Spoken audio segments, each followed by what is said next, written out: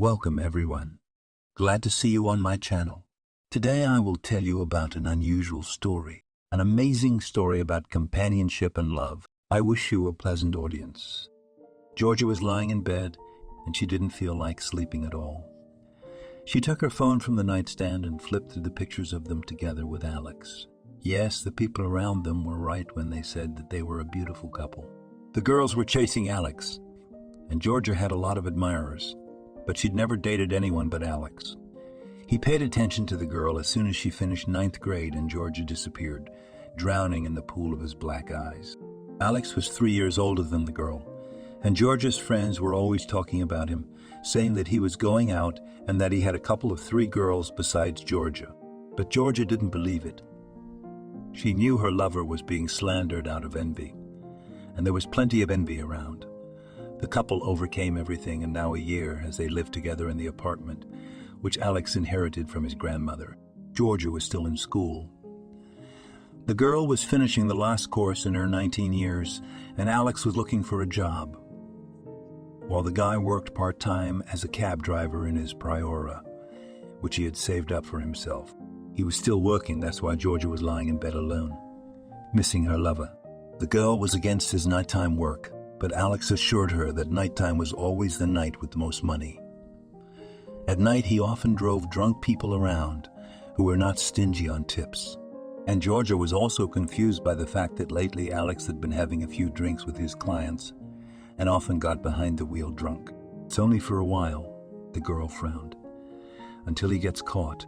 Let's hope so, smiled Georgia, glancing at one of the photos where Alex was particularly handsome. In it, he looked like an actor playing a superhero that saves the world. With this smile on her lips, she fell asleep, putting the phone on the empty pillow next to her. She was awakened by a rumble in the hallway. Someone had dropped a shoe rack on the floor. Georgia looked at the time on the phone lying next to her. 3 o'clock in the morning. That was odd. Usually Alex didn't come back until the morning when he left for the night shift. Startled, Georgia jumped out of bed and, throwing on a light negligee, gingerly looked out of the bedroom. It was Alex, but she had never seen him like this before. He stood firmly on his feet, but his eyes, were as if they were insane. The guy looked at his friend and, as if he couldn't see her, couldn't focus his gaze. "Alex, what's wrong with you?" the girl exclaimed. "Are you drunk again?" "A little bit, just a little bit. It's not alcohol, it's different." "What's different?" Georgia was horrified. "Alex, what is it, drugs?" "I'm a fool. I know. One of my clients suggested I try a pill, and it just blew my mind. I'll never, ever again." "Georgia, I'm a fool," mumbled incoherently as he began to undress in the hallway. Eventually, he threw off all his clothes. "Alex, what are you doing? Let me get your stuff." Don't take anything," the guy sharply dismissed Georgia, who had already bent down to pick up a pile of things thrown on the floor. "It's all in the wash. Right now in the wash." "Who does laundry at night?" "I'll drop it off in the morning." "Why do you need it so bad?" "Customer was drunk and threw up on me." "Don't touch it. I'll put it in the car myself." Georgia was surprised by Alex's insistence, but she didn't interfere with the insane guy and stood with her arms folded across her chest, watching him shove all his stuff into the washer compartment and dumped nearly half a pack of powder in there. "There's no use talking to him now," thought the girl. "I'll talk in the morning, seriously talk. This is getting out of hand." The pill he's tried. Georgia snorted unhappily and went to sleep. After a while, Alex fell asleep on the bed and instantly passed out. In the morning, when Georgia was going to school, Alex didn't wake up. She took all his clothes out of the washing machine and hung them neatly on the dryer. Before leaving, she peeked into the bedroom. The guy was asleep with his mouth ajar and drool dripping from the corner of his lips. The girl smiled. Despite all the quirks, she loved him so much. Georgia walked into the room and covered Alex with a blanket that had slipped down. "Let him sleep. We can talk later." However, when Georgia returned home from school, she didn't find Alex there. although his car was still parked near the entrance. This circumstance struck the girl. Alex never walked. He even went to the neighboring store for bread owned by Carr. Georgia took a piece of frozen minced meat out of the freezer and put it in the microwave to defrost, deciding to make cutlets. She thought Alex was in the neighborhood and should be here any minute. But time passed. The cutlets were cooling in the pan, and the guy was still gone. When Georgia tried to call him, she found his phone lying in the bedroom next to the bed, as if accidentally dropped. The girl got nervous, and when her phone rang from an unfamiliar number, she grabbed it lightning fast. She was not mistaken. It was Alex, but his voice sounded strangely, unusually agitated. Georgia listened carefully. I don't have much time. I've been arrested. I'm innocent of what I'm accused of. I swear to you, you have to save me if you love me. When they ask you what time I came home last night, you must tell them I came home last night. You must tell them I came home at 11 o'clock at night. You hear me? 11 o'clock. What happened? I don't understand anything, Georgia shouted into the phone. What can you be accused of? Don't interrupt. Listen to me. Just one more thing. Find some clothes I've already worn and hang them on a chair in the bedroom. If anyone asks, tell them I wore them last night. Tell who? What's going on? You'll tell the police when they come to see you. What the hell did you do? Is that why you washed your clothes last night? I explained to you why I was doing laundry. But in light of recent events, it might look suspicious and work against me. Georgia, trust me. Please, please save me. The call was cut off abruptly, half-heartedly. Georgia stared unblinkingly at the phone, stunned. But she didn't have time to think. At the same second, the doorbell rang. She jumped up and rushed into the hallway, hoping that everything Alex had said would be a prank and that he would be standing at the door, laughing and preferably with a bouquet of flowers. Why didn't he open the door with his own key, though? Georgina's hand froze in midair as she was about to swing the door open, and she used the peephole for the first time in a long time. There were several policemen on the landing, and one of them was ringing the neighbor's doorbell. The girl's heart raced. What had Alex said about what time he got back? What about the clothes? Georgia rushed into the bathroom. There, from the basket with dirty laundry, the girl took out the jeans and sweater already worn by Alex, and running into the bedroom, hung them on the chair next to the bed. The doorbell was already ringing very insistently, and Georgia was taking her boyfriend's clothes from the dryer, which had had time to dry. Only then did Georgia open the door. Uniformed men piled into the apartment, leading 2 senior citizens from the apartment across the hall. Interrogators, for some reason, Georgia immediately realized, though she had never encountered such a thing. A paper was shoved in the girl's face. She didn't have time to read anything on it, and the apartment was searched. Then Georgia was asked what time her roommate came home. 11 o'clock at night, squeaked the girl. Are you sure? Raised his eyebrow at the young man in civilian clothes. I'm absolutely sure. We watched TV and went to bed at 12. Georgia hadn't expected herself to be such a vigorous liar. Alex's voice was always in her head, begging her to save him. When she was asked what clothes Alex had been wearing yesterday, she pointed her finger at the sweater and jeans she had taken out of the dirty laundry basket a few minutes before. The next day, first thing in the morning, Georgia was sitting in the office of the same young man who had interviewed her in the apartment during the search. She realized that he was the investigator in charge of the case. But what kind of case? Can you finally explain to me what you're accusing Alex of? What happened? You don't know yet. The investigator was surprised. Wow. Are you living in isolation? The whole town is buzzing about this tragedy. About the 11-year-old girl who was found. Same girl. Georgia was horrified. The one who was murdered last night. Yeah, she'd been strangled and abused. She was found on the outskirts of town, behind an abandoned stadium. When Georgia realized what the coroner was trying to charge her boyfriend with, she was kind of relieved. If Alex had been accused of killing someone in a drunken brawl, for example, then yeah, she'd think she was covering up for the killer. But here, a girl. Alex couldn't have done that, so George is doing the right thing by saving him. All the investigator has to do now is find someone to pin this case on. Georgia nervously grabbed a piece of paper from the desk and began to write a statement that Alex had come home at 11 o'clock at night and had never left the apartment. The elderly investigator looked with mute reproach at the bowed head of this beautiful girl, carefully choosing and writing words on paper. "Are you sure of what you're doing?" the man asked quietly. "This girl, she's a child. Whoever did this to her is not a human being. It's a beast." "That's right." Georgia was furious. "That's exactly what I understand. Only a monster could do such a thing.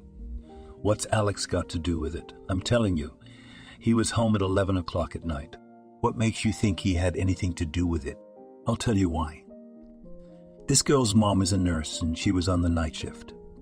As usual, she called a cab and put her daughter in the car.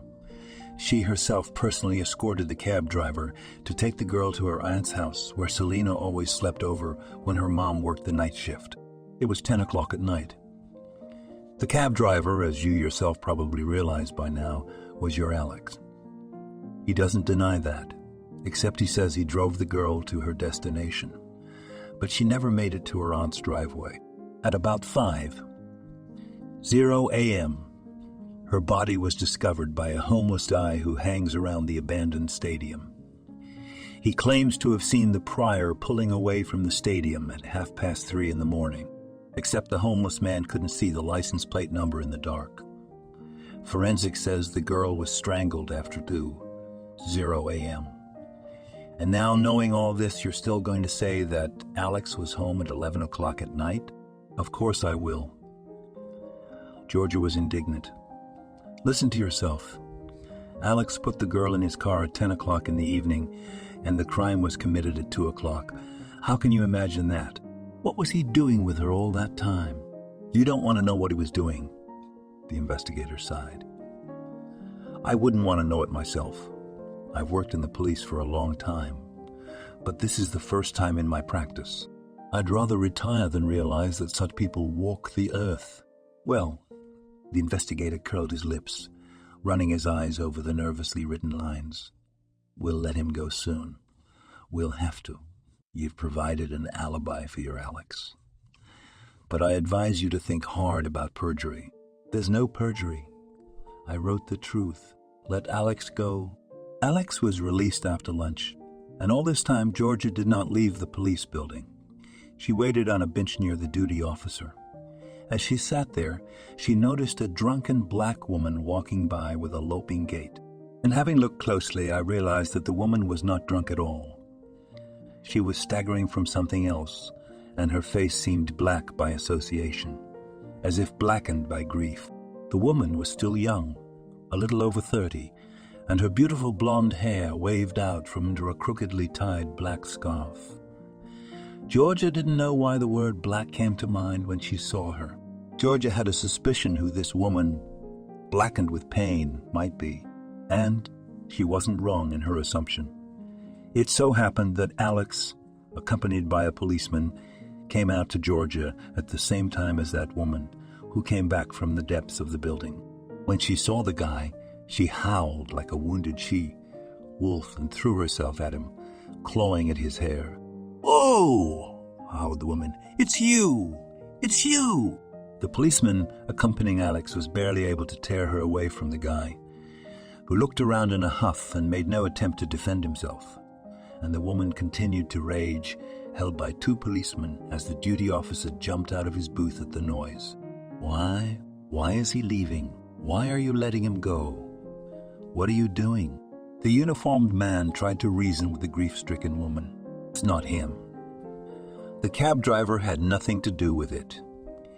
He was already home at 11:00 p.m. Here the girl confirms his alibi. It's not his fault. It can't be. I feel it. I know it's him. He did this to my little girl, howled the suffering mother. Alex, who came to his senses, grabbed Georgia's hand and quickly ran out of the police building with her. Once outside, Georgia noisily sucked in fresh air and, for some reason, asked Alex in a whisper, Is that girl's mom? Yes? Oh my God, what grief. But why is she thinking about you? Come on, let's go quickly. We'll talk at home. Still dragging Georgia by the hand, Alex, moving quickly down the street. They reached the house on foot without a single word until they entered the apartment. And already there, as soon as the door was shut behind them, Alex immediately fell on his knees and wrapped his arms around Georgia's legs, burying his face in them. Georgia, it wasn't me. I swear to you, it wasn't me. Do you believe me? Of course I believe you, Georgia almost cried. Otherwise, how could I confirm your alibi? Whoever did that to a child is not a human being. I've known you for years, lived with you, slept with you. You couldn't have done this. It was just a coincidence, and then there were your clothes, which you rushed to wash at night. Alex froze, his arms around Georgia tensed. I told you why I was doing laundry. Do you doubt it? I'm telling you again, Alex. If I'd had any doubts at all, I wouldn't have written anything to the police. It's a shame, it's a shame. It's a shame for that girl and her mom. Did you see? Did you see her suffer? But it's not about you and me, Alex said, rising to his feet. We must forget this event like a terrible dream. I feel sorry for that poor woman too. But to accuse me only on the grounds that I gave her daughter a ride is stupid. Nevertheless, Alex decided not to go out taxiing for the time being, until the fuss died down in town. Georgia, on the other hand, had to go to school, where her classmates began to leer at her. Some wondered if Alex had actually been home that night. It was hard for Georgia to withstand the pressure, but it became even harder when, on her way home after school, she saw a familiar woman in a black scarf near her driveway. The girl wanted to rush past. She couldn't. The woman rushed toward Georgia, not letting her pass. It was a hard conversation, and the heavy gaze of a grief-stricken mother penetrating right into Georgia's soul. What are you doing? Why are you covering up for my daughter's killer? He was only released based on your testimony. Because it wasn't him. It's not him. Georgia was screaming hysterically. I don't know. The woman stared hard at Georgia. Whether you're covering for him willfully or not. If not intentionally, then I'm begging you, wake up, open your eyes. Mom will probably move out of this town. Alex has already filed an advertisement for the apartment, Georgia said, without looking at her mother, and continued to roll out the dough for dumplings. The girl had been visiting her parents since morning, but she couldn't start this conversation. Georgia's mother froze, her hands stirring the mincemeat frozen in the air. I don't get it. What do you mean you're moving? Where do you think you're going? What about your wedding? We've decided we're not getting married. We're going to get married and that's it. No celebration. Alex got a good job offer, but it's in Washington. We're going there. What the hell is this? What do you mean you're leaving? What's going on? Is this about the whole dead girl thing? But it should be obvious to everyone that Alex couldn't have done it. He was with you at the time, wasn't he? Of course he was, Mom, but you can't prove it to people. Some people keep looking at us. Georgia really downplayed the problem. Squinting wasn't the right word. It was more like stalking. Georgia had graduated with all her friends gone. Her classmates wouldn't talk to her. And Alex's car, parked in the yard, was constantly smeared with shit and bad words written on it. Georgia's mom didn't know all this. The girl didn't want to worry her parents with such stories. Georgia, I still don't understand. What Washington? It'll all blow over. People will calm down. And the police, after all, have to find the real killer. They don't seem to be in any hurry to find him.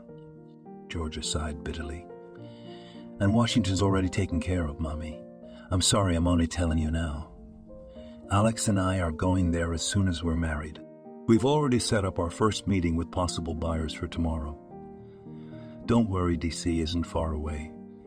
And we'll visit you, and you and Daddy will come visit us. All evening making dumplings with her daughter. George's mother tried to dissuade her from a rash act, but it was useless. A month later, the young couple got married, and only George's parents and Alex's mom were present at the registry office. Neither friends nor girlfriends were there, and the same day the couple, who became husband and wife, left their hometown. They left to start from scratch, but not with empty pockets. They had money from the sale of an apartment and a car, so there should be no problems with housing. At the same time, in another part of the city, Maria, the dead girl's mother, was being processed for treatment in a psychiatric clinic. She was persuaded to go there by her own sister, fearing that the woman had begun to go mad. She spent all her free time at the cemetery, near her daughter's grave, and worst of all, she stayed there overnight. And even more frightening was Maria's statement, "I will kill Alex myself. People like him shouldn't walk the earth." What are you talking about? The police proved it wasn't the guy's fault. Of course, Selena had his marks on her body, but that can be explained. She was riding in his car before. Most importantly, the DNA didn't match Alex's. The killer's someone else. The investigator says he's looking for the real killer. Maria just chuckled at her sister's words. She knew for a fact that Alex was guilty. The woman remembered the evening when she walked her daughter to the cab. The driver had given the girl a carnivorous, inebriated look. "Is he drunk?" thought Maria at the time. No, he can't be. He's driving. He must be imagining it. She dismissed the bad thoughts from her mind. Then she returned to the house and began to get ready for work. But the cab driver's gaze did not give her peace. The woman dialed her sister, to whom her daughter was on her way. "Listen, go out to the entrance. Meet the cab car. I'm not feeling so good in my heart." Selena left in a priora. The sister fulfilled Maria's request. She came down and stood near the entrance for a long time. And, as she later claimed, no priora had driven by. Cab driver claimed that he drove the girl. Just for some reason, dropped her off at the corner of the house, as if Selena had asked him to do so. Maria was sure the cabbie was lying. She saw him as a beast in her heart. And when the woman told everyone she was going to kill Alex, he wasn't lying. She was preparing for it. Maybe she would have done it already, except Alex stopped leaving the house. Maria often sat hidden on the playground in the yard of his house. Only his girlfriend came out of the entryway. The woman looked at her and wondered whether she was covering for her boyfriend intentionally, and could not make up her mind. And then Maria went into a psychiatric hospital. This was taken care of by her sister. Very worried about the mental state of a relative, Maria came out of there only after a few months. First, she went to the cemetery to her daughter, and then her feet led her to Alex's house. The familiar priora wasn't in the driveway. Did he go out to work as a cab driver again? This can't be allowed, thought Marie. After sitting fruitlessly on the playground for several hours and seeing neither Alex nor his girlfriend, Maria went home. But the next day she came again. And only on the third day of her duty on the playground, the woman decided to approach some grandmother coming out of a familiar entrance. "Hello," Maria addressed her politely. "Do you happen to know Alex and Georgia? They live in this driveway?" "I know, why wouldn't I know?" glared the grandmother with faded eyes. "But you're too late, sweetheart. They sold the apartment a month ago." "Really? Do you happen to know where they moved?" Maria asked with a sinking heart. "I know for sure that they moved to another city, but I can't tell you which one. I wasn't privy to such details. I only heard that Alex was offered a good job there." Maria walked down the street with an uncertain gait. Well, that's it. Alex's trail was lost. Where to look for him now? Or maybe it's for the best. Life will punish this guy if he's guilty. Marie needs to pull herself together and move on with her life. That's what the psychiatrist tried to tell her. She needs to get a job so she can be around people. Oh, and her sister's been pushing her to stay with her for a while so she won't be alone. Should I take her up on her offer? While in the psychiatric hospital, Maria was a little angry with her sister. But on mature reflection, she realized that her sister only wished her well. Perhaps Maria herself would have done the same thing if she were in her sister's shoes. Her depression was worsening, threatening to spiral into dire consequences. Even now, after leaving the hospital, she'd come here to see Alex. But then, life had decided she shouldn't have met him. Maria didn't go back to her house that night, where everything reminded her of her daughter. She went straight to her sister's. A few days later, she went to work. The sister began to think that Maria had coped with her grief, was able to pull herself together, although she continued to visit the cemetery and the police almost daily, as if to her home. The elderly investigator in charge of the case began to hide from Maria because he had nothing to say to her. The case remained unsolved. Georgia staggered from foot to foot, ducking her way around the apartment. Her hand had been stroking her large belly involuntarily since this morning, as if trying to calm a baby that was on a rampage. And, admittedly, Georgia wasn't feeling so good. Her stomach had been aching for hours. And then Alex wouldn't come home from work. He knew that labor could start at any moment, so he could have stayed on. Alex was lucky to have a job. They hadn't lied to their parents about that when they left their hometown. In Washington, D.C., Alex had been hired by a large company as an engineer by training. The fact that he was hired with no work experience was a huge stroke of luck. And Alex worked hard to prove himself, often staying late at work. The bosses began to appreciate him for this. Everything went smoothly with the apartment, too. In Washington, they bought an apartment no worse than the one they had in their hometown, only it was unrenovated. But that would be done eventually. Postponed indefinitely now, sighed Georgia. We've been saving up for it, and Alex bought a car with it, and he got a loan.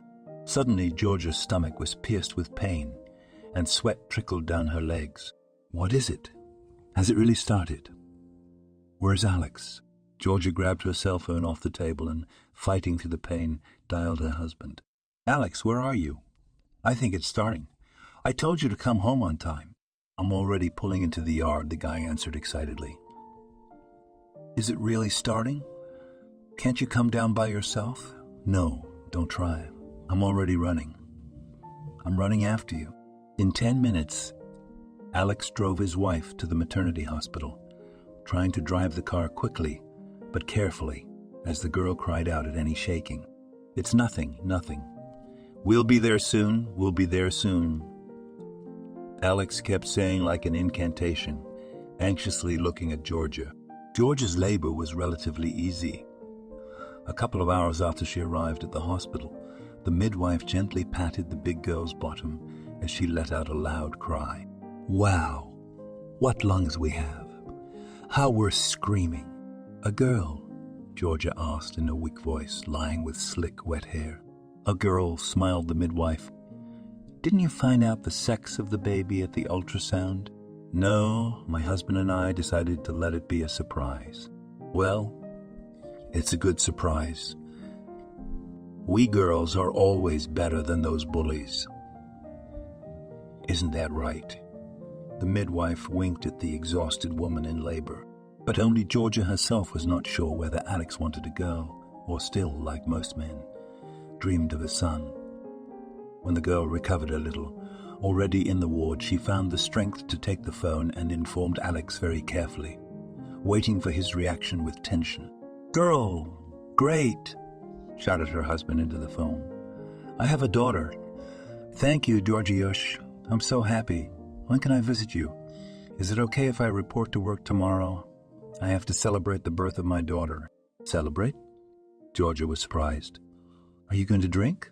That was really weird. He hadn't had a drop to drink since that terrible event in their hometown, the day Alex had been blamed for it. It just sort of came out of the blue. Georgia didn't demand it of her husband, but Alex didn't drink. That's why the girl was so surprised now. No. How can you not drink in honor of such an occasion? Don't worry, I'm not going to get drunk. I'm going to get my co-workers drunk. Let them all be happy that I became a father. Whether Alex got drunk the next day or not, Georgia never found out. But most likely he was drunk because he didn't call her for almost 24 hours. And when he did, he spoke in a muffled voice. The girl turned out to be healthy, and Georgia was discharged on time. Alex came to the discharge with a bunch of balloons and a huge bouquet of roses. He gently took the baby in his arms and looked into her face with delight. "How small she is, the boy whispered. "My daughter, let's go home. Your mom's waiting for us." Georgia's mom came to stay with them for the first time after the baby was born to help her daughter, which Georgia was very happy about. Yeah.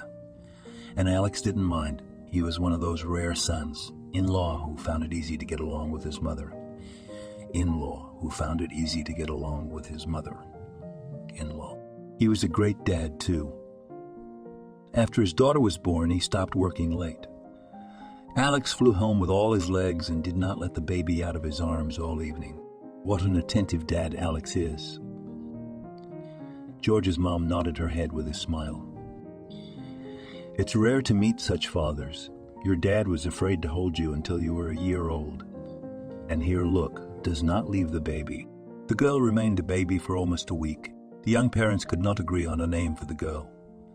For Alex, it seemed super important, and he offered his own names, which, well, just categorically did not like Georgia. The mother-in-law was getting tired of listening to the arguments of young parents. My daughter cannot be called an ordinary name. Her name should be the most unusual and beautiful. After all, she herself is an unusual beauty, said Alex, suggesting old names from which Georgia only wrinkled her nose. But at one point, she was interested. What did you just say? What was the last name you said? Alice. Alex perked up. Alice. Alice, as if tasting us. Georgia repeated several times. Why, you know, I like it. Maybe we'll call it that. No way. No way, Georgia's mom looked out of the other room. Finally, you two agree on something. Will you share with me what name you like? And so, a week after she was born, the baby girl became Alice. Georgia's mom, after staying with the young ones for a couple of months, decided to go home, under the persistent pressure of her husband, who wouldn't stop calling her. But she promised to come back often. The woman liked being with her daughter's family. Alex and Georgia had lived quite peacefully before, but with the arrival of a child in their apartment reigned happiness. Alice grew up and developed quite well. By a year, she was running around the apartment waiting for her daddy to come home from work. Daddy came, and the first thing, right in the hallway, knelt down on his knees and spread his arms apart, and to him ran, pouring with happy laughter. Alice. Georgia always looked at this with a smile and rejoiced, though she was a little jealous of her daughter. It seemed to her that Alice loved her daddy more than she loved herself, though she still sat with her on maternity leave and didn't even think about going out to work yet. Georgia had never imagined that Alex would be such a father. He was a father to Alice. One evening, watching her husband, lying on the floor, trying to build with her daughter something from the constructor, Georgia suddenly thought, and this man was once tried to accuse of such atrocities. What a good girl I was, not afraid to defend him. Not afraid to defend him. Not afraid to lie. I was right. I was right. I was right. Become the kind of father you'd expect to find. If the coroner saw him now, he'd be ashamed of his suspicions. Georgia's mom was walking down the street when a young woman's voice called out to her. Looking closer, the woman recognized Anna, an old friend of her daughter's, with whom Georgia had stopped talking after the famous events. Hello, how are you? How is Georgia doing? Asked Anna politely. Everything is fine, Anna, the woman smiled. Georgia and Alex have a daughter growing up. Are you two still not in touch? You know, that's what I'm talking about. I miss Georgia so much, and now I'm about to go to Washington. That's where they moved, right? Well, I'd really like to see her. Could you give me Georgia's address? Yes, of course, rejoiced Georgia's mother, who was a little hurt that all her old friends were no longer in touch with her daughter. I'll text you the address now. The woman pulled a notebook out of her bag, took out a piece of paper, and quickly scribbled down her daughter's address in Washington. Olya literally snatched it out of her hands and, muttering something, hurried away down the street, although Georgia's mother was determined to have a long conversation. The woman was so eager to share how happy her daughter was living. Only this girl hadn't been interested in her former friend's life for a long time. With a quick step away from the woman, she went around the corner of the apartment building. There, shuffling from foot to foot with impatience, Maria was waiting for her. "How did it work out?" she asked hopefully as soon as Anna approached her. "It worked." "Why not?" Anna replied. "Give me the money." Anna took the large bill from the stranger's hands and left, not the least bit interested in why the stranger needed George's address. To be honest, Maria didn't fully understand it herself. What was it that kept her from living her life in peace? Why did she want to see Alex so badly?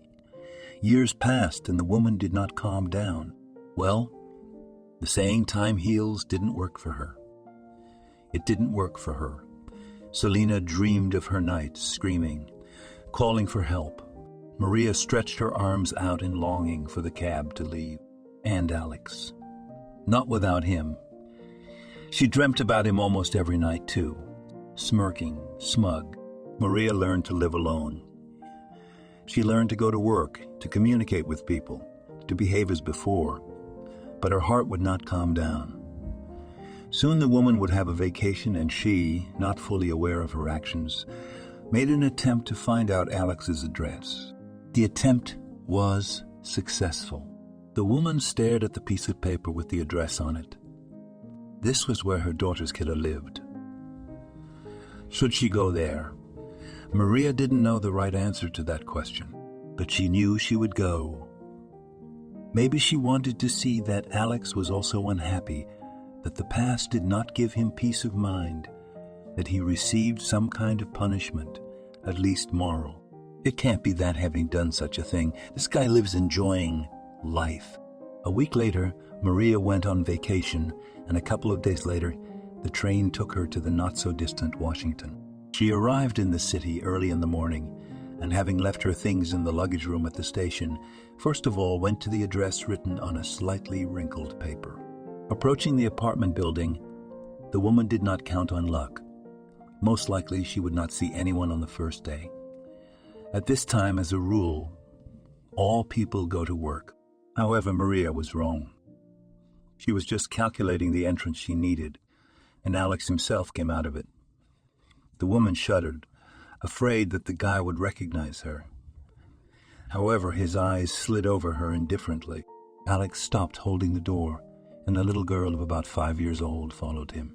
"Hurry up, daughter, or we'll be late for kindergarten," Alex told her. Maria felt as if she had been stabbed in the heart. She walked a little farther and stopped, pretending to tie the laces on her high boots. The woman continued to watch and saw everything. She saw how Alex, shaking his head at the sight of the huge puddle, did not hesitate to grab the girl in his arms so that she would not get her feet wet. How he lovingly placed his daughter in the child seat and buckled her in for safety. In all of this young man's movements, a great love for the little girl slipped through. The car drove away, and Maria stood frozen in place. Tears of resentment came to her eyes. So that's how it is. Well dressed, well fashioned Alex is quite happy. He carries his daughter in his arms, smiles at her, having deprived Maria of her girl. Why is that? Why is that? What kind of injustice is that? When Maria came here to this town, she hoped at least that Alex was unhappy too. But he's got a daughter growing up. What kind of a mockery of fate is this? Marie had nowhere to go. So she went back to the train station, sat there in the waiting room and sat for a long time, staring at the electronic scoreboard and not seeing it. The woman's thoughts were far away. 7 years had passed since her daughter Selina was gone and her soul had not calmed down. And now it would be worse, Maria knew that for sure. How could one live knowing that a murderer was here, enjoying the happiness of family life and fatherhood? And who needs my lonely, useless life? Ripened a sudden decision in the woman's mind. I'll put it down to Alex getting as bad as me. Yes, he won't be the only one to suffer, but his wife as well. That girl, Georgia. But she deserves it too. God knows she does. I will avenge you, Selina. Your murderer will know what real pain is and remember you. Maria rose resolutely from her seat. Walking over to the ticket office, she took a ticket to her hometown. What she had in mind required serious preparation. Returning home, the woman first of all quit her job and then began to think whether to sell her apartment or not. She needed money, a lot of money. Although Maria had money, an account was opened in the bank. Still her parents. The woman didn't touch a penny of it. She had once dreamed that Selena would use the money to get a higher education. And then she forgot about it. What did she need? A loan. But now it's going to come in handy. If not for Selena, then to avenge her. On the other hand, once she's done what she's done, she's not likely to come back here. So why would she need this apartment? Maria opened a classifieds website and found a realtor. She called him and told him that the sale of the apartment is urgent. So what's next? Maria thought, thinking hard. They might be looking for her. We have to make sure they don't find her.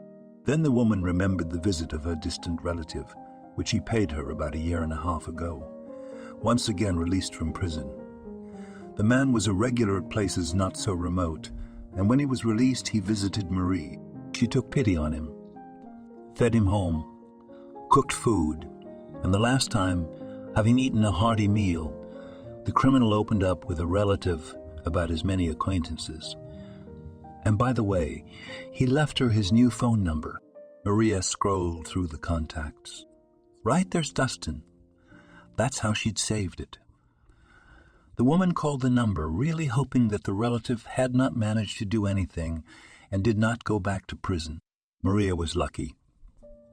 However, picking up the phone, the man could not understand who was calling him for a long time. And when he realized he was happy and began to talk about how he now lives, what kind of woman he found, Maria interrupted his revelations. Listen, Dustin, you know how you told me about your acquaintances in criminal circles? Yes, so what? The man was wary. Now I need to make use of your connections. Don't ask me why, but I need new documents. Is that possible? Nothing is impossible, Dustin smirked. But it's very expensive.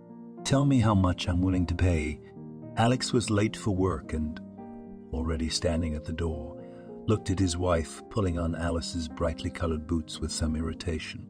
What a bunch of pussies you are, he grumbled. Can we get ready as quickly as possible? Let's go, Georgia replied, rising and taking her daughter's hand.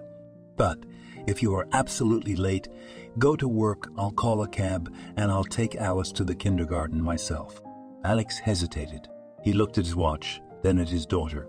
No, don't, the young man replied. My princess shouldn't have to take a cab when Daddy has his own car. Right, Alice? Yes, Daddy, smiled the girl. I'll be in a hurry now, really. You won't be late. The family went down the elevator, and as soon as they got out of it, Alex grabbed his daughter in his arms. Daddy, I'm already big. I can walk with my legs. Alice whimpered. It's okay, you'll run around in kindergarten. And now we're in a hurry. Getting into the car, Alex nervously looked around. He had a bad feeling lately. It seemed that a malevolent look was staring into his back. Oh, come on, that's ridiculous. The man dismissed his suspicions. I'm beginning to see something. I'm overworking, I guess. Alex did work a lot, but it was worth it. The apartment had long ago been made expensive repairs, and the man's car was already much more solid than in the beginning, when they just moved to Washington. The family lived well, and little Alice did not need anything. Her father fulfilled her every whim, which was often dissatisfied with Georgia. So, the other day, she and her husband had a dispute over a cell phone given to their daughter. Alex, but it's too early for Alice. No one carries a cell phone to daycare. But my daughter will. Alex cut her off. And if anything goes wrong, she'll call her daddy. Yes, Alice. He winked at his daughter. A little later, Alex regretted his words. Alice called him non-stop and distracted him from his work. Now, Taking his daughter to kindergarten, the man decided to talk to her. Alice, listen. I am very glad that you have learned to call on the phone.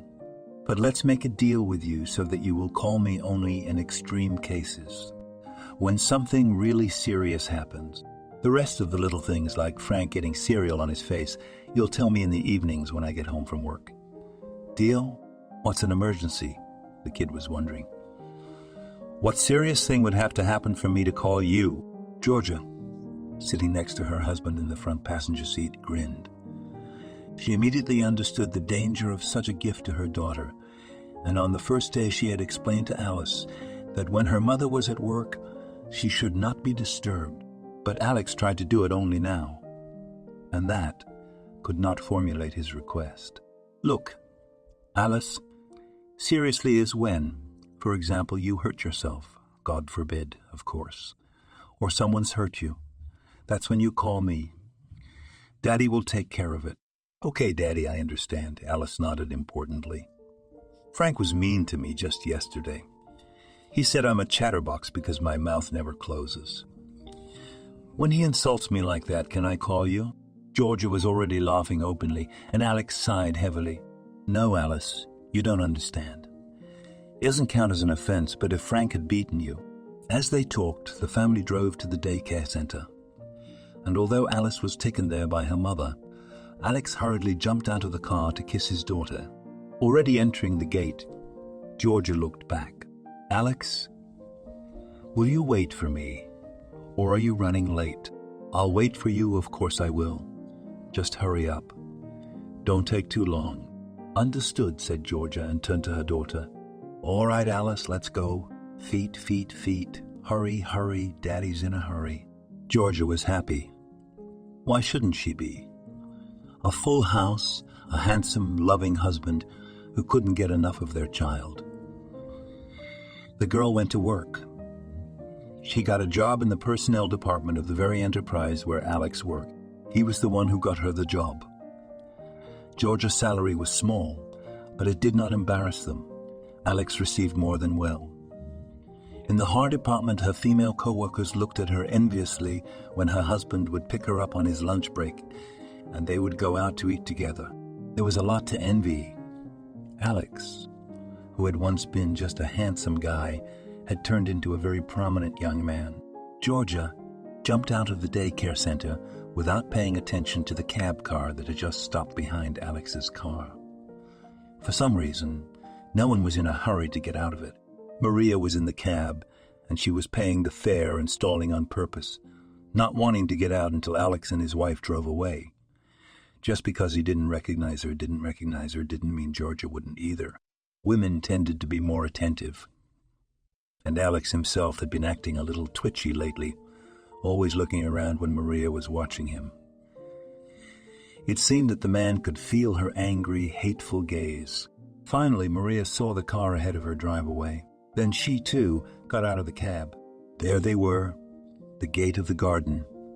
Maria had already examined this very garden from the outside, coming here every day as if it were work. The woman already knew the schedule of children's walks, knew all the teachers by sight. The woman already realized in whose shift she would try to take Alice away. Of course, the shift of the youngest one, who was always on the phone while the children were walking. Children usually walked in the yard. It was necessary to go around the block, and there, from behind the usual fence, easily visible playground for children. There, before lunch, the children who were taken out for a walk played noisily. Opposite the fence was a park. You could walk in it without arousing suspicion or sit on a bench, which Maria had been doing for more than a week. The woman knew the weak spot in the fence, and what there was to know. She herself, with her own hands, bent a leaf, having come here one evening when there was no one in the garden except the elderly watchman. Now the only thing to do was to choose the moment when Alice would come close to the gap in the fence. Maria was on duty every day, but there was no chance. Either the teacher was from vigilantes or the girl played far from the fence. And so, in the second week of her observations, Maria noticed Alice near the fence. The woman's heart beat faster. She raced toward the garden, It was now or never, Maria decided.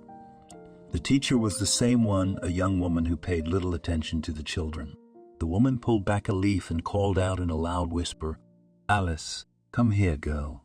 The child wondered who it was calling her name. The girl approached and, tilting her head, peered through the hole. "Who are you, Auntie? How do you know my name?" "I'm an acquaintance of your daddy's. He's waiting for you around the corner, and he's got a surprise for you. Come on, get out of the hole. You and I will go to him." The girl incredulously furrowed her brow, looked at her unfamiliar aunt. "Why is he waiting for me around the corner? Why didn't he come for me himself? I told you Daddy has a surprise for you. Why do you doubt it? Your dad's name is Alex and your mom's name is Georgia. Isn't that right?" "Yes, it's true," nodded her head importantly. "And what surprise has my daddy prepared for me?" Alice became very curious. "All right, so be it," pretend sighed Maria. "I'll tell you, but you still be surprised when Daddy presents." "Okay. Daddy brought you a beautiful, fluffy kitten. He couldn't wait till the end of the day. He wanted to make you happy." "A kitten!" joyfully shrieked Alice, so that Maria was even afraid, as if this shout did not attract the attention of the teacher. The young teacher did not lift her head from the phone. The little girl slipped unnoticed through the hole in the fence and trustingly followed the unfamiliar aunt, waiting for a kitten from her daddy. "What are you talking about? How could this happen? What do you mean she's nowhere to be found? So you're telling me that after the walk, you didn't notice Alice was gone, and you only realized she was gone when you saw the empty bed when the kids went to bed at bedtime. Are you serious? Stop crying and find my girl. We'll be right there." Tensely watching his wife's conversation, Alex jumped up from his seat, almost knocking over the table. What's wrong with Alice?" Georgia raised frightened eyes at her husband. "The teacher says she's missing. Allegedly, after the walk, Alice didn't go indoors with the others." Wait, how can that be?" Alex excitedly took his cell phone out of his pocket. "I'm going to dial her now. I'll call Alice. You forgot. She has her own phone now." The man started calling his daughter, putting her on speakerphone. The husband and wife listened tensely to the long beeps and were already desperate when the other end picked up the phone. Alice, daughter, answer. Where are you?" Alex shouted. "Alice can't answer now," said a very vaguely familiar female voice. "Maybe because I have your daughter. I took the girl's phone away from her. She won't need it anymore," the woman replied. "Who the hell are you? Did you kidnap my daughter?" "Yes, you're right. I kidnapped Alice, except she's still alive. Unlike my Selena. Remember what you did to my little girl?" Suddenly, Alex understood. He realized what had made him so uncomfortable the last few days, when it felt like he was being watched. And something else. That face had flashed recently, flashed somewhere. In the courtyard of their house or somewhere else. A man couldn't remember. He hadn't recognized Maria at that moment either. But now her face was clearly in front of his eyes. Alex's palm instantly sweated and the phone began to slip out of it. Then, Georgia grabbed the phone. "What do you want from us? What?" she shouted excitedly. "Money, you want money. We'll pay you whatever you want." "Hello, Georgia," Maria snorted. "Well, girl, do you remember me?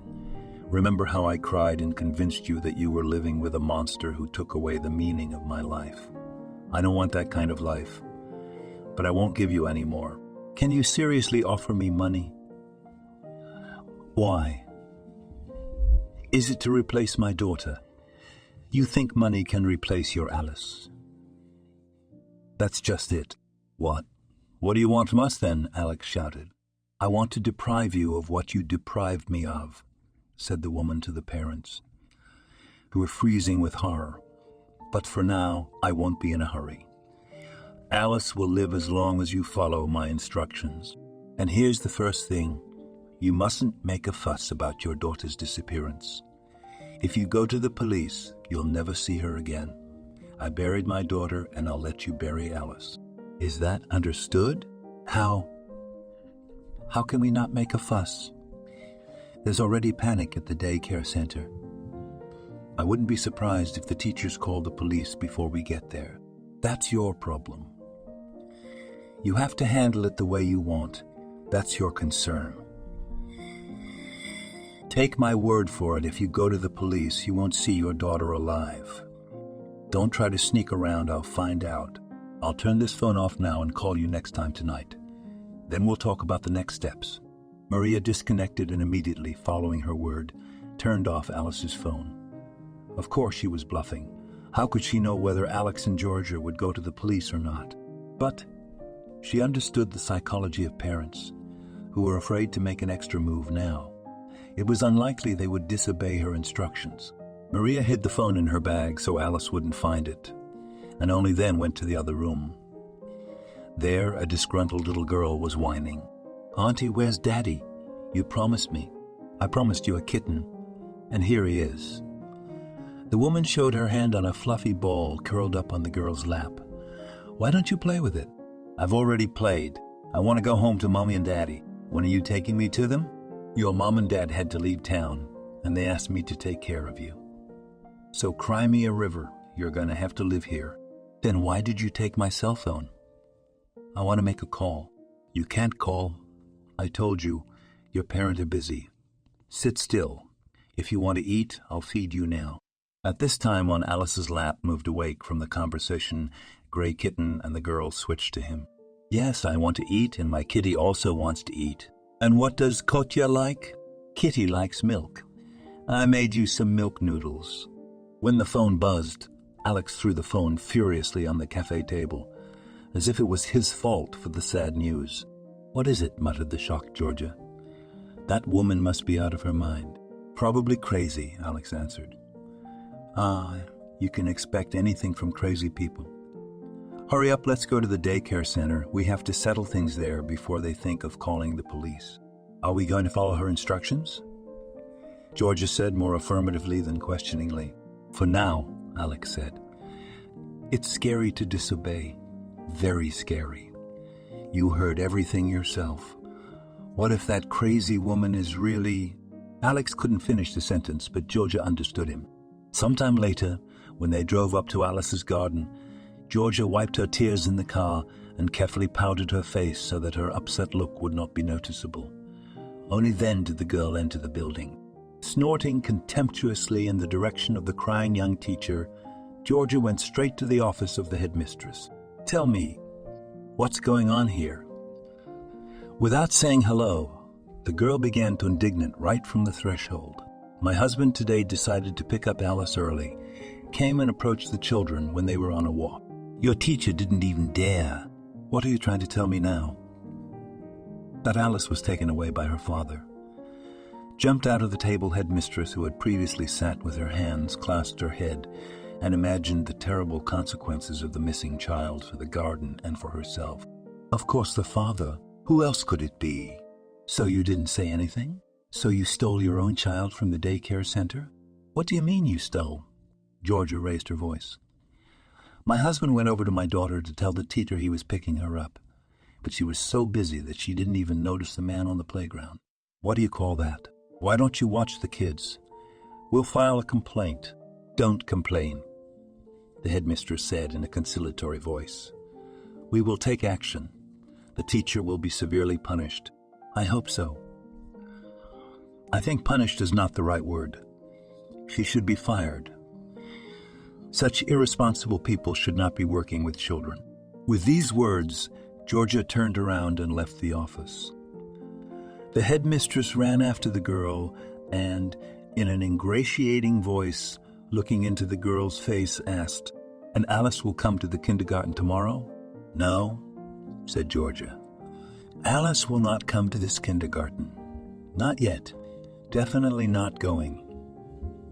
We'll think about moving her to another place." Georgia and Alex sat silently at the kitchen table. In front of them were 2 glasses of cooled tea, and in the center of the table was a telephone. The couple had nothing more to say to each other. They waited, waiting for the call. This call, at this moment, was more important to them than anything else in the world. Maria had called late at night on purpose to make Alex and Georgia more nervous. The woman seemed to revel in their suffering.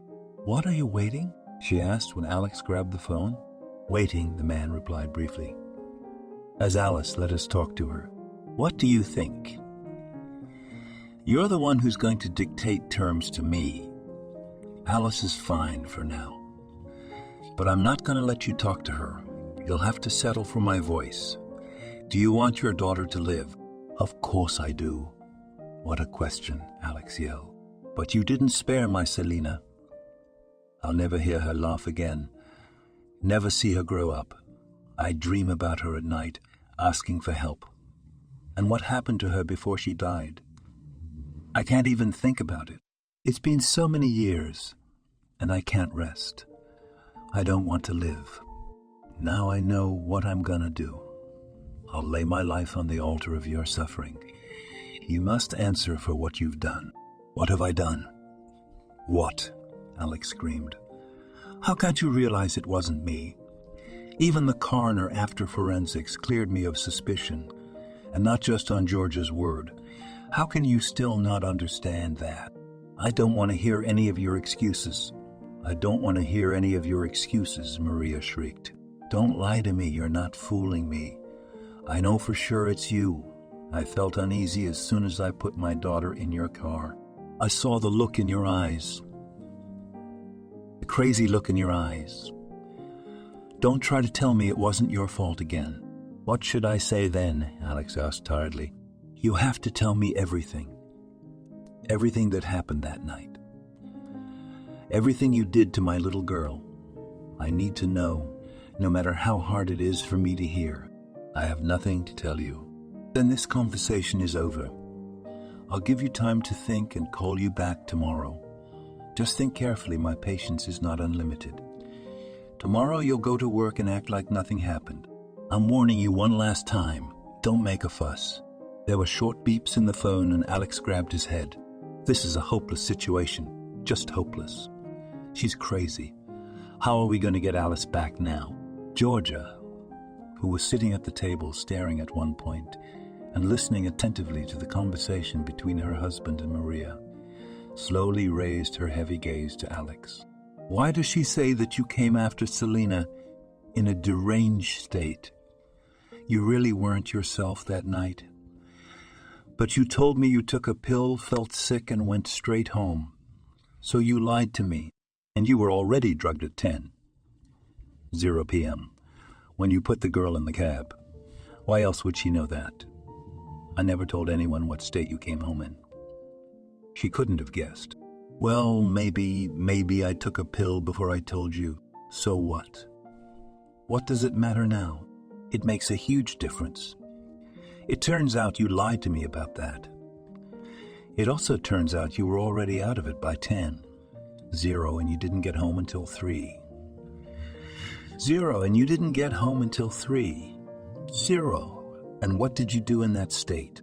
Taxiing. Alex snapped at me. Enough of this already, let's think about what to do next. She'll call tomorrow, and what? What will I tell her? You'll confess, Georgia said calmly. Confess to what? Alex got upset. Everything. You'll say you didn't know what was going on. You don't remember half of it. In short, make up whatever you want. This crazy woman wants to hear a confession, so she has to hear it. You don't think this crazy woman wants me to confess for a reason? She'll probably be recording our conversation on a tape recorder. Let her record it. What we need right now is for her to get our daughter back. And then you can explain that you made it up under duress. Georgia and Alex sat in the kitchen until 3 in the morning, arguing and disagreeing, deciding what they would do when Maria called again. Then Georgia looked at the glowing dial on the microwave. 3 o'clock. You should try to get some sleep. She did tell you to go to work, didn't she? Of course I'm not going. Come by her tomorrow and tell them I'm on sick leave. Now let's try to get some sleep. Georgia knew she wouldn't be able to sleep anyway, but she had no more energy to argue with her husband. In the bedroom, the girl lay on her back and lay in the dark with wide open eyes, from which, from time to time, tears flowed out. Alex stood next to her for a long time, then forgot himself in a restless half-dream. He had talked in his sleep before, but now the words turned into shouts. "Alice? Daughter, Alice?" the man called painfully. Then his voice changed. It became different, very different.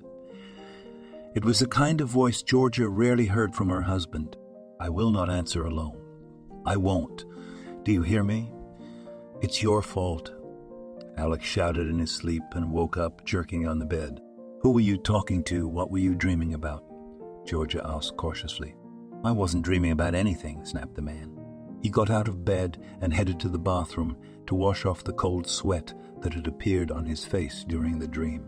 Closing the door behind him, Alex washed his face and stared at his reflection in the mirror.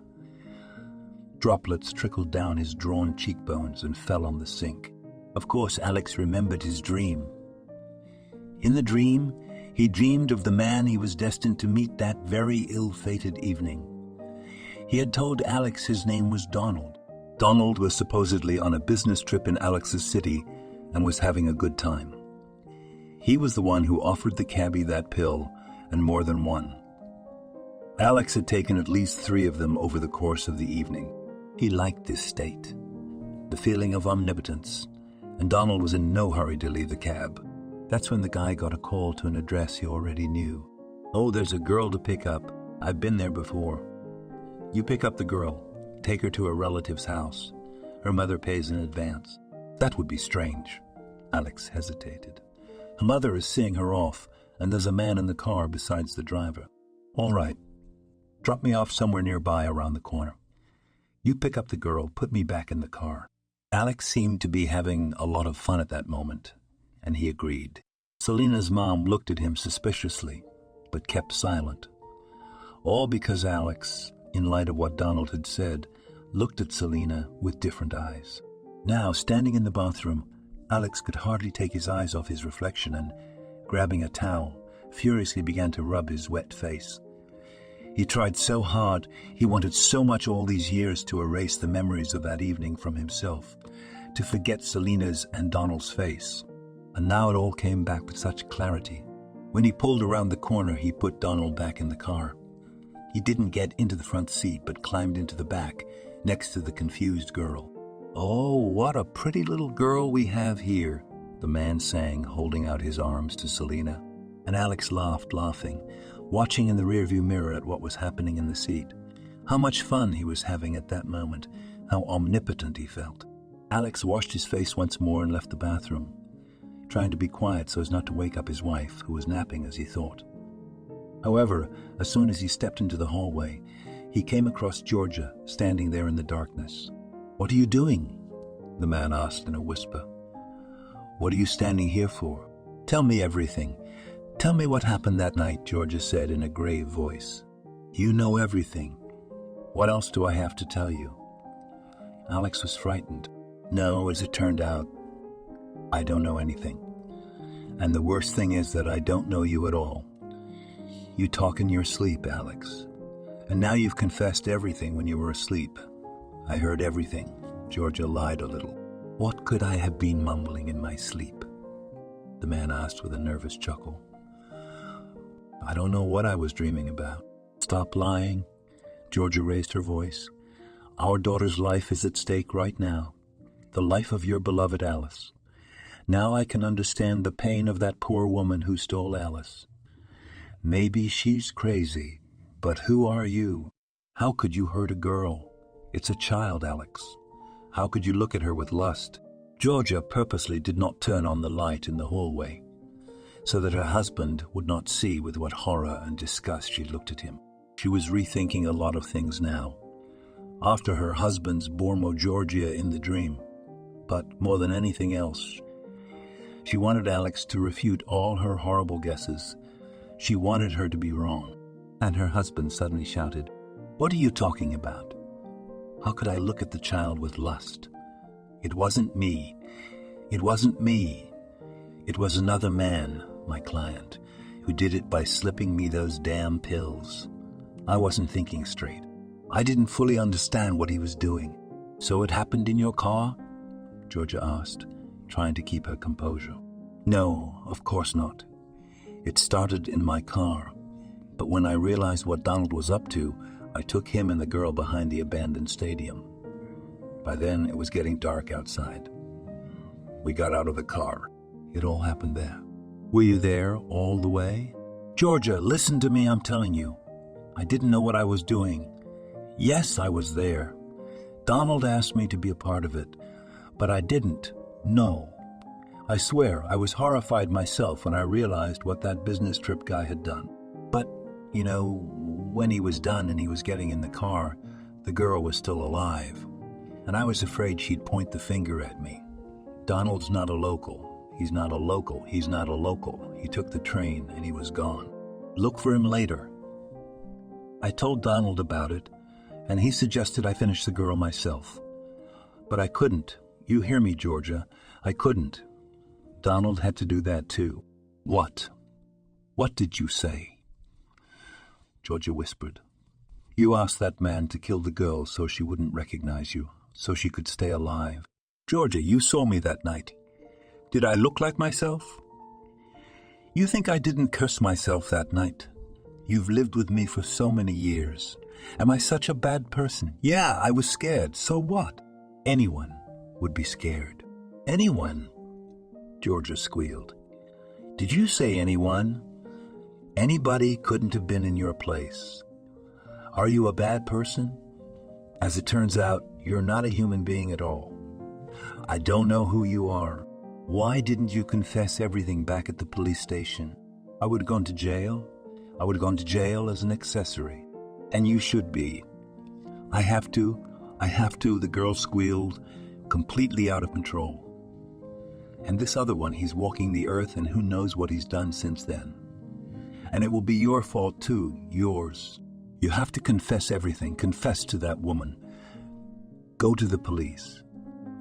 Tell them to look for the killer. You describe what he looks like, and they'll be able to track him down. Alex saw that his wife was becoming hysterical and stepped towards her and slapped Georgia. Calm down. I'm not going to confess anything. Think about it. I have a job, a good job. I'm respected by my coworkers. I have a great family. Yes, I've made mistakes. I've slipped up. But it wasn't me at the time. What am I supposed to do now? Sit down. And by the way, don't forget that you're going to be held accountable. You perjured yourself. You covered for me that night. How can you prove you didn't do it willfully without knowing what happened? Georgia squatted down in the dark hallway and clasped her face with her palms. Let it, she whispered through her fingers. It's my fault. I'll be responsible. This woman, Maria, she's not a murderer, and she won't do anything to Alice. She's just an unhappy mother who wants justice, and she should get it. Why didn't I listen to her years ago? Then she kept telling me it was your fault. She's a mother, she felt. You're not a human being. You're a monster. Alex hovered over his wife, his hands involuntarily clenched into fists. For the first time in his life, a man wanted to hit Georgia. To hit her so that she would shut up and not repeat those terrible words. He was already sorry he'd told her everything under her pressure. Somehow it seemed that having lived with him in peace and harmony for so many years, his wife would understand him, would accept the only mistake in his life. Shut up, the man yelled. I don't want to talk to you anymore. You should be on my side. But you're right about one thing. That crazy woman isn't a killer. She can't hurt Alice. And I'm a fool for going along with her. I'll go to the police in the morning. They'll find her quickly and give us our daughter back. You're going to the police? Georgia raised a tear-stained face. You'll report your daughter's kidnapping, and you'll tell them about your guilt. Will you confess? That's it, Georgia, that's it. Calm down. The man leaned over and took his wife by the shoulders, trying to get her to her feet. Georgia recoiled from him. Don't touch me! Don't touch me! She squealed again. Okay. Alex raised his palms in the air. I realize what you just found out may be a shock to you, but you need to think it through. Have I been a bad husband and a bad father to Alice? I've provided for you, taken care of you. I'd give my life for my daughter. Then do it, Georgia hissed. Admit what you've done for your daughter and for the suffering soul of a poor woman. How have you lived with it all these years? How? Didn't Selena come to you in your dreams, in your nightmares? I crossed that moment out of my life, crossed it out and tried to forget it. It wasn't as hard as you think because it wasn't me at that moment. You know, I stopped drinking after that night. It was scary to be even a little bit of what I was that night. Alex cautiously tried to approach his wife once more, but Georgia pulled her hand forward warningly. Stay back. More than anything, I want to jump out of this apartment and go somewhere far away, to forget everything I'd learned last night. Except, unlike you, I can't live with that. I can't. Georgia staggered backward and went into the bedroom, shutting the door tightly behind her. Her husband stood there frowning his eyebrows and staring at that door. Georgia was out of her mind, suggesting he give in. He hadn't expected her to react that way. Though maybe if he went to the police now with a confession, Maria would immediately bring Alice back. Her thirst for revenge would be satisfied. And him. Why should he suffer? That mad woman wouldn't touch his daughter anyway. It's strange that he didn't realize it right away. When Alex went to the police and filed a report about his daughter's kidnapping, they were very surprised. Why didn't you come to us right away? Especially since the kidnapper called from your daughter's cell phone. Even if she turns off her cell phone, we'll be able to pinpoint her location. Now we can only hope she hasn't gotten rid of the phone by now. She hasn't, Alex grinned wryly. She's supposed to call from it again tonight. And how much money is she demanding from you for the girl? What did you promise her? That you would raise the necessary amount? She doesn't want money. That woman is crazy. She thinks I had something to do with her daughter's death and wants me to confess. But it's not true, Alex hastened to assure her, seeing how the policeman frowned at his last words. My innocence is proven, but this woman, unfortunately, it is impossible to prove anything. She's crazy. If she's crazy, that's a different matter. It's scary, I don't know what's in her mind. But on the other hand, she may not have thought to get rid of the phone. When the police burst into the apartment Maria had rented long before, they were very surprised. The woman was sure that neither Alex nor Georgia would go to the authorities, fearing for Alice's life. Maria judged for herself. She certainly wouldn't have gone if she'd been told her Selena's life depended on it. The cops opened the door and flew into the apartment. Alice was in the kitchen at the time, eating delicious cutlets that the strict but at the same time absolutely not evil Aunt Maria had fried for her. Kotya, who was rubbing against the girl's leg. He also had some cutlets. One of the men in uniform came into the kitchen and took the girl in his arms. Don't be afraid. Your name is Alice, right? I'll take you to your mom and dad. And I'm not afraid, replied Alice. But your daddy and mommy are gone. That's what Aunt Maria told me. She said they had something to do and had to leave immediately. They're back and waiting for you at home. Didn't Aunt Maria hurt you? She took away my phone, which my father gave me, pouted the girl. But she gave me Kotya. Let me go. I want to ask Aunt Maria if she'll let me take Kotya with me. I think she will, said the policeman, picking up the kitten from the floor. Here, take it, Aunt Maria doesn't have time right now. The policeman, taking the girl with the kitten out of the apartment, tried to make sure that the girl did not see how Maria was handcuffed in the other room. After that, a search of the apartment was started, and forged documents were found there.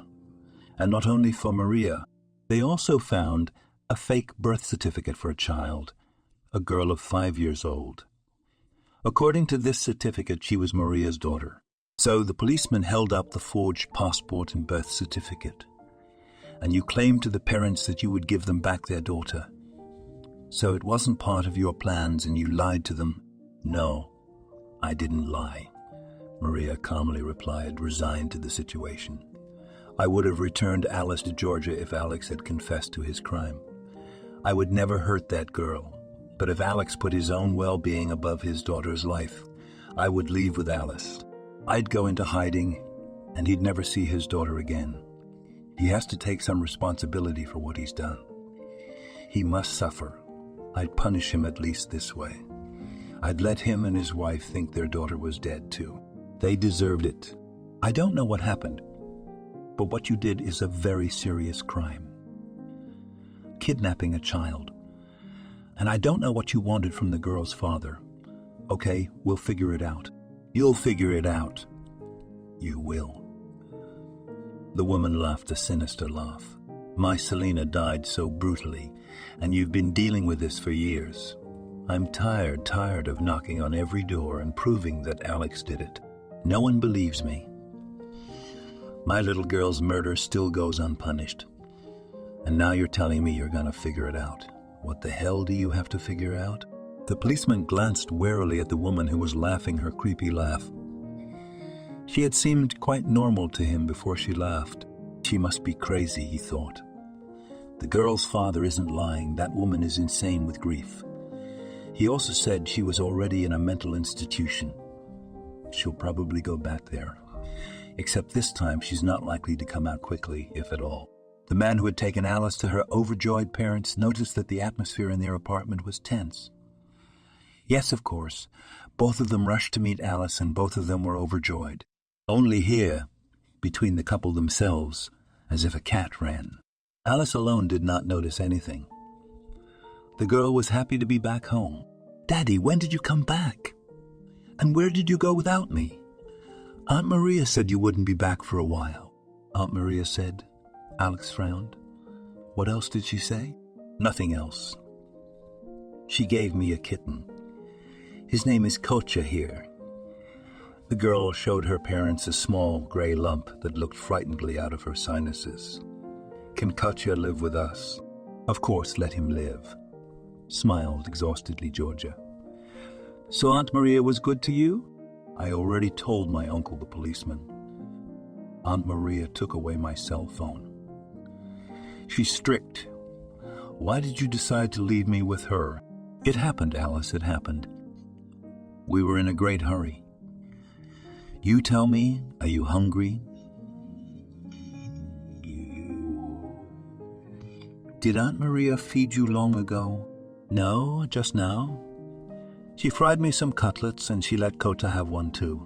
Georgia saw that her daughter was quite well with Maria and did not want to traumatize her with stories about the kidnapping and that this woman could harm her.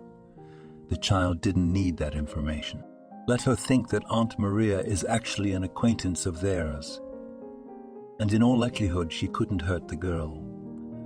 Maria wanted to hurt Alex, make him confess, not hurt the child. And to some extent, Georgia understood the grief-stricken woman, though she didn't approve of her methods. But putting herself in Maria's place, she could not clearly answer how she would have acted in her place. It was frightful to imagine that she could have lost Alice, and in such a monstrous way.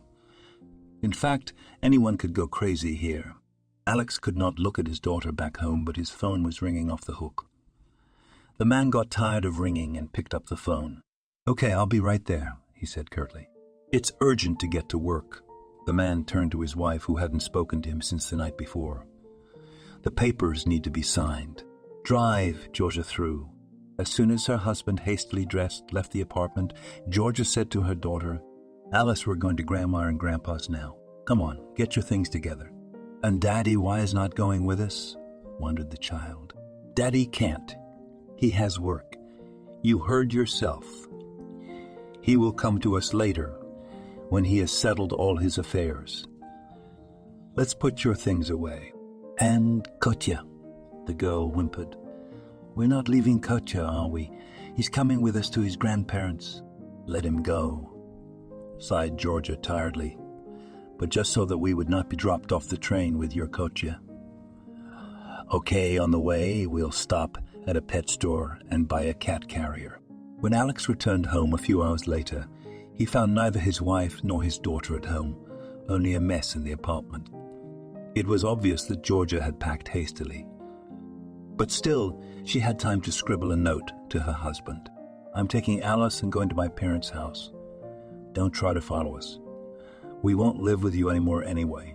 I do not know how to live on with such a burden. Go to the police and confess what you did." Dustin was trying to make borscht. It wasn't his first attempt, but unfortunately for the pensioner, it wasn't as good as his late wife's.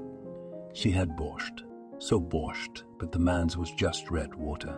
His wife died a long time ago before Dustin retired. So the man continued to work even at retirement age because no one was waiting for him at home. But the last case knocked him out of his rut and forced the investigator to retire. It was the case of the murdered girl. The apartment doorbell rang. The man was glad someone remembered the old man and decided to visit him. Maybe one of his co-workers.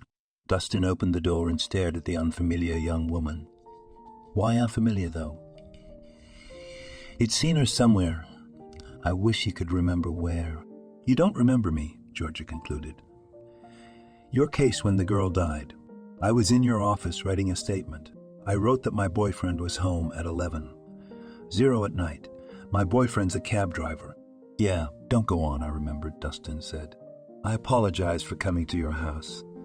I knew you're retired, but you're the one I wanted to talk to. Come in now that you're here. The man stepped aside, letting the girl into the apartment. Georgia talked impulsively, confusedly, hotly. It was evident that she had prepared for this speech in advance. She stopped talking abruptly. There was a tense silence in the apartment. Dustin sighed heavily and lifted his head to Georgia, who was blushing with excitement. I suspected something like that at the time.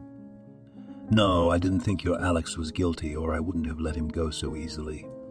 There was, some DNA mismatch. But I saw you lying. I saw it. So what now? You know I'm retired. Why did you come to me with your confession? Help me. Come with me to the police station, and we'll tell the story together. You know how it's done, who to go to. I'll sign everything. I'll confess everything. Is it true you've lived with this man for so many years and didn't realize he might be involved? You're ready to confess, but do you realize you'll be tried too? The crime is heavy, and for giving false testimony in such a case, you could face a real term or correctional labor. I'm ready. Georgia bravely looked her former investigator in the eye. I know, and I'm ready to answer for my guilt. Let Alex do the same. And most importantly, you must find the other one. My husband said his name was Donald. The new investigator, he'll be looking, won't he? This case, how do you say, isn't it out of date? There's no statute of limitations on such cases, Dustin said sternly, rising from his seat. Wait for me here. I'll change my clothes and we'll go with you to the police. The next day, Alex was arrested. It was a complete surprise to the man. No matter how his wife behaved, he was sure that she would not go to the police. After all, then she would have to answer to the law too. Alex thought that Georgia would cool down a bit, rethink everything and come back to him. He was a good husband. Alex was transferred to his hometown, and there, the new young investigator came in for his first interrogation, along with the one who had once handled the case. Dustin, I think his name is, Alex remembered. I know what you're trying to accuse me of, but it's no use. He grinned. My wife and I had a fight and she decided to ruin my life. The young investigator, who had hoped for a heartfelt confession, was confused. A lot of time had passed, and in fact, except for George's words, there was nothing to present to this polished man. I'll tell you what, Alex, you're not going to get away with it this time. Georgia told me everything. The actual time you came home, the condition you were in, and most importantly, the clothes you washed last night. And, there's one more thing. At about 11:30 that night, Georgia's upstairs neighbor came by. Your wife concealed that fact at the time. So the neighbor can also confirm that you weren't home at that time. Anyway, you're going to jail. If you don't start telling the truth, you'll go to jail for everything. I already know there were two of you, and you were a passive observer. But if you don't start testifying, you'll go down alone as the only guilty party. Dustin was bluffing a little. George's testimony wasn't enough to convict Alex, But he didn't know that. The pale Alex felt like the circle had closed and became truly afraid. It was scary to go to jail, and on such a charge. The former investigator, without letting Alex think, kept pressing him. You already know that it's not me, not me. Alex, crushed morally, almost cried. It was that business traveler. His name was Donald. And now, be more detailed, the young investigator became more active. What kind of Donald? In what hotel did he stay? Where did you pick him up from, and where did you take him? Dustin exhaled and only watched his colleague who had taken the bull by the horns. Alex began to tell, not trying to hide anything else. The man remembered every little detail that could be used to track Donald down. Literally in a week, the police had figured out all the men of the right age who were on a business trip in their city at that time. And within a couple of days, the notorious Donald was identified. He turned out not to be Donald at all. The man had given the cab driver a false name. The only truth was that the man was on a business trip. That's why the criminal felt so unpunished in a foreign city. This man turned out to be an excellent family man with 2 grown-up children. During the investigation, another terrible detail came to light. In the hometown of the criminal, after the events that took place here, there were 2 similar murders of girls. Apparently, the man who could now safely be called a maniac got into the taste, although it became clear what Alex was so afraid of. Perhaps he had not told his wife the whole truth about that night. The detainee, the imaginary Donald, claimed that he was going to leave the girl on the vacant lot alive. And it was Alex who strangled her, afraid that the child would recognize him. The investigation was still far from over, but it was already clear that both Donald and Alex would receive huge sentences. Dustin pushed for Georgia to mitigate the punishment and give the minimum due to the late but repentance. It was only because of her that this old case had been brought up and brought to a conclusion. Maria stood at the window of the mental hospital with her gaze fixed on the distance. An absent-minded smile wandered on her lips.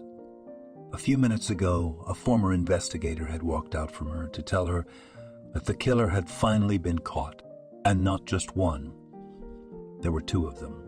Now the woman knew for sure she'd done the right thing by not settling down about Alex. She may have kidnapped an innocent child, but in the end it resulted in catching the real culprits. God knows she didn't hurt the girl.